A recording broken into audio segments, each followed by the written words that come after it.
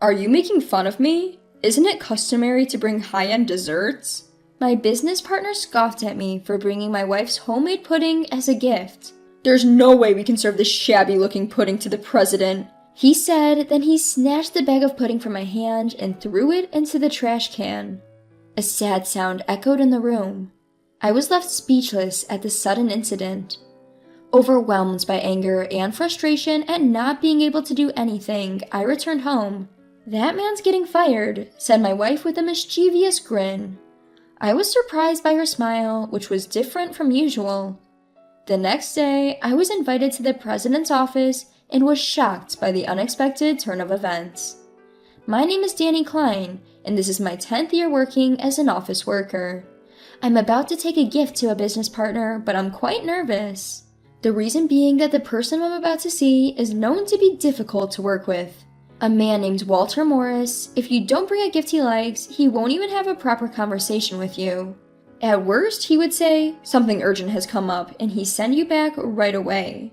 Still, he's an important business partner, so I had to put up with him.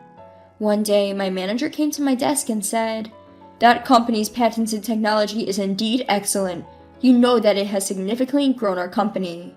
"Yes, but I also do notice that they've turned arrogant because of it."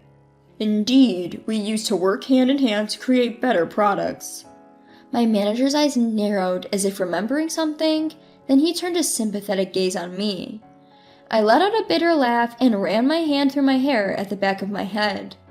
"I've heard that the president and his wife are kind people, despite the current partner, the person in charge, being a difficult man. I hope for things to get better soon." "Indeed, it should improve in a while. It's tough, but that's part of the job." "Thank you, I'll do my best. But picking a gift each time is a headache. He accuses me of slacking off if I bring the same ones." "The gift? Oh, by the way, I remember that the president's wife is quite fond of pudding. If you have a chance to meet them again, how about buying a pudding?" Upon hearing my manager's words, I thought of a pudding from a particular store. Its texture was as smooth as cream and it melted in your mouth. It was a pudding that perfectly balanced richness and sweetness. The pudding made by my wife, Lily. Lily runs a small pastry shop that she has created by renovating a part of our house. Of course, the taste is guaranteed. It's a popular product that's loved by everyone in the neighborhood, from kids to seniors, often selling out by mid-afternoon. I wrapped up a conversation with my boss and decided to rush home after work. At home, Lily, who had finished her work, had started preparing dinner in the kitchen. As I approached Lily, I could smell a faint sweetness. Humming a tune and greeting me with, "Welcome home," I immediately told Lily about the conversation I had earlier. "The boss's wife seems to be a big fan of pudding. I'd like to take some as a gift. Could you make some?" "Do you think my pudding would be good enough?" Lily said this, but I could see she was smiling with delight, which relieved me. Even though Lily is great at making puddings, preparing it as a gift for the wife of my business partner is probably nerve-wracking. But Lily willingly said okay. As soon as she finished making dinner, she started prepping for the pudding without having her dinner, saying she needed to prepare for tomorrow. "Thank you, Lily. I'm sorry." "No problem. I want many people to taste my pudding." Saying so, Lily busily started the prep, moving back and forth between the kitchen and the shop. Seeing her like this, I couldn't just stand there doing nothing. I decided to help Lily with the prep by following her instructions. That day, we ended up going to bed later than usual. Looking forward to seeing the boss and his wife's reaction tomorrow, I immediately fell asleep. The next morning when I woke up, Lily was already awake and popped her head out from the shop wearing a white apron. "It's ready!" On the tray in Lily's hand were several puddings cutely wrapped. "Thank you, Lily." I didn't know what time she woke up to do all this, but I could feel the effort Lily put into it, and I thanked her multiple times. Lily, seeming a bit shy, laughed and said, "It didn't take that long because you helped me." As I recalled the morning's events, a smile spread across my face. I carefully placed the puddings, wrapped in white paper bags with blue ribbons, on the passenger seat and let out a sigh. With renewed determination, I started up the company car. There shouldn't be any problem if it's Lily's pudding. It will definitely go well. That's what I believed. Until I heard a voice trampling on my feelings. What is this? As always, I mentioned Walter's name to the smiling receptionist at the client's entrance and was told to wait a bit. I gently sat on the chair in the entrance, checking to make sure the pudding in the bag wasn't overturned. While waiting, I saw Walter, who had just a hint of a smile, coming from the elevator right next to the entrance. And when he peered at what was in my hands, the first thing he said was, "What is this?" in a dubious tone. I involuntarily flinched. Nonetheless, I replied, trying to appear unfazed. "It's just a little something. It's pudding. My wife, who runs a pastry shop, made it." However, my words were cut off by Walter's scoff. "Pudding? Are you making fun of me? Isn't it customary to bring high-end desserts?" His words were dripping with scorn. His eyes were narrowed and the corner of his mouth was slightly raised as if to mock. At first, I didn't understand what he was saying, but as I slowly realized, I noticed that my fists were trembling in rage. My partner was a client with whom we'd been working amicably so far. I couldn't afford to ruin that relationship here, so I swallowed my feelings and started to speak. "Although not high-end, my wife has been making puddings that are pretty popular." "No way! I can't possibly eat a pudding made by an amateur." Walter roughly snatched the bag of pudding from my hand. "What are you doing?" I was so surprised that I snapped at him. My anxious voice and Walter's dry laugh echoed throughout the entrance. The receptionist who had attended to me earlier and some employees who just happened to pass by were looking at us suspiciously. "I'm bothered by being presented with such trashy stuff." Walter lifted the bag to his face and narrowed his eyes as if examining it. While I felt my blood rising to my head, I struggled to maintain my composure. "But I heard it's the CEO's wife's favorite." "Even so, would you bring something made by an amateur?" "My wife is certainly not an amateur." "Even so, you must understand that I can't serve such an unsightly pudding to the president." With that, Walter let go of the bag he was holding over the trash can placed next to the chair. It all happened in an instant. My body couldn't react in time, and I could only stand there in silence. The bag with the pudding inside fell into the trash can, making a sorrowful sound. A small scream came from the receptionist's direction. "I'll dispose it for you today. Just be careful next time," he said, his voice laced with what sounded like utter annoyance. All I could do was stare at the discarded pudding and utter an almost inaudible, I'm sorry." Walter nodded silently, whether satisfied by my reaction, I wasn't sure. "I had some urgent matters come up. I hate to ask, but can you leave?" Without waiting for my reply, he turned on his heel and walked towards the elevator. Throughout all this, I remained frozen, unable to take my eyes off the discarded pudding. I don't know how much time passed, but before I knew it, I was back in my car that my company had provided. Remembering how hard Lily had worked to make the pudding made my heart ache, and an uncontrollable anger welled up within me. Above all, I was frustrated with myself for not being able to say or do anything because he was a business partner. I couldn't get any work done that day as I pondered what to tell Lily. "Did they enjoy the pudding?" Lily asked, smiling as I returned home. She was leisurely sipping tea on the couch. Caught off guard, I stopped untying my tie. "Did something happen?" Lily asked, leaning in with a worried look on her face. Unable to keep quiet, I finally confessed to Lily what had happened earlier in the day. "I'm sorry, the pudding you made with so much effort. He threw it away right in front of me." Lily looked surprised at my confession, but she immediately squeezed my hand gently. "It's not your fault. Maybe there was something wrong with the pudding." But I knew that wasn't the case. After all, Walter had thrown it into the trash without even looking inside the bag. Even if it hadn't been pudding, if it wasn't what Walter called a fine pastry, it probably would have ended up in the trash. And besides, Lily stops me as I attempt to apologize once again. Then she seems to ponder a bit, and with a cheeky grin she says, "That man's getting fired." "Fired?" "I'm just kidding. Though it might not have been perfect, it's a shame to hear that the pudding I put so much effort into making was thrown away." Lily chuckles softly. Her reaction's fair, having her pudding thrown away like that after she put so much work in. Of course she would want to make remarks about my rude client, even though it's unlike her. But it could very well happen, you know. Her enigmatic words added at the end left me somewhat baffled. But that was the end of the conversation. Lily urged me to wash up early that night, so I bathed in confusion and went to bed earlier than usual.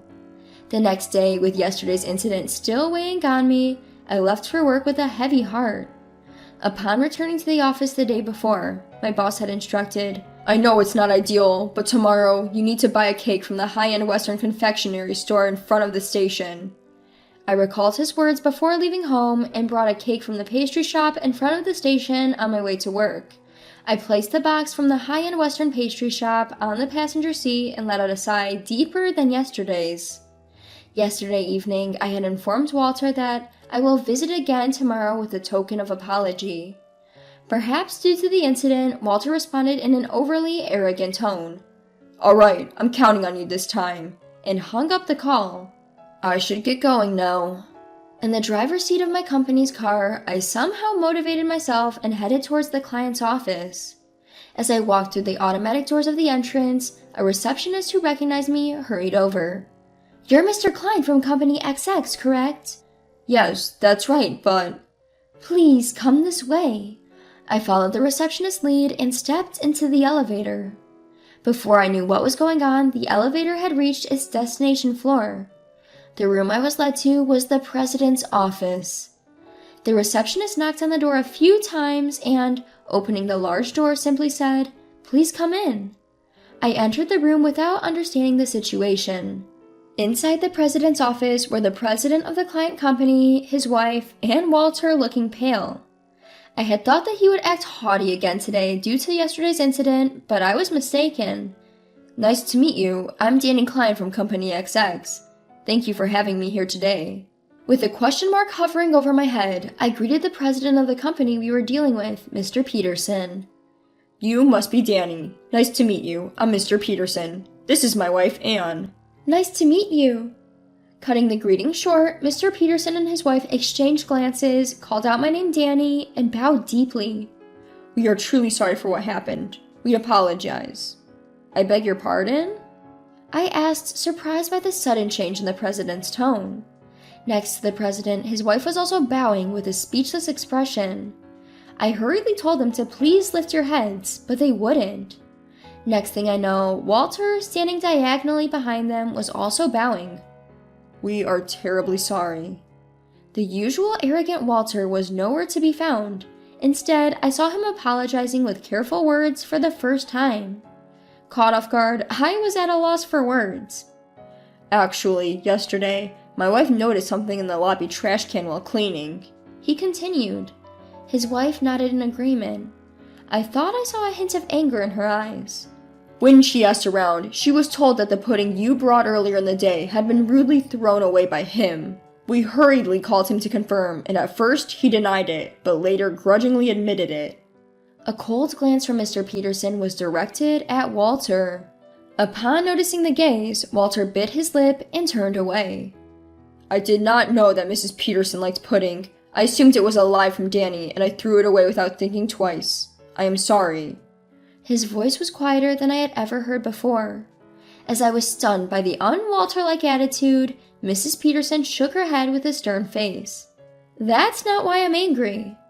Mrs. Peterson, who had been silent until now, muttered in an anger-laced voice as if to correct him. "Danny, I have also known about the pudding from Lily's store for a while. I also knew it was so popular that it always sold out. Despite being so busy, you had prepared the pudding for me." Unable to endure Mrs. Peterson's gaze, Walter whimpered. "My wife can't forgive you for trampling on the goodwill of the makers, you, Danny, and Lily. I can't believe an employee of a manufacturing company doesn't understand the value of the thoughts poured into a product." I was shocked. Not just because Mrs. Peterson knew about Lily's store, but because she understood the feelings of a craftsman in the manufacturing process. Walter, who had turned from pale to white, began to say, "I'm sorry," but Mr. Peterson immediately pointed out, "Face the person you're apologizing to," and made him lift his pale face. "I sincerely apologize for carelessly discarding the handmade gift from your wife yesterday without thinking twice." Walter, who berated and threw away my wife's pudding yesterday, was now apologizing to me. facing me straight and repeatedly bowing his head. In that moment, I felt something clearing up within me. After coming home, I saw Lily drinking tea on the sofa, just like yesterday. Without even greeting her, "I'm back," I began to talk about today's events. Lily, without interrupting me, listened till the end, then smiled and said, "That's what I thought." "That's what I thought? You knew this would happen?" Her attitude since yesterday suggested she had expected all of this. Lily stood up and brought a cup of tea for me from the kitchen. As she handed it to me, she began to speak. "Actually, yesterday evening, a pale-looking man in a suit came to buy our pudding, but it was already sold out. But he told me that the wife of his company's CEO is a big fan of our pudding, so..." Could it be? The president's wife that he was referring to must be Ann Peterson. Lily nodded affirmatively, her face beaming with joy.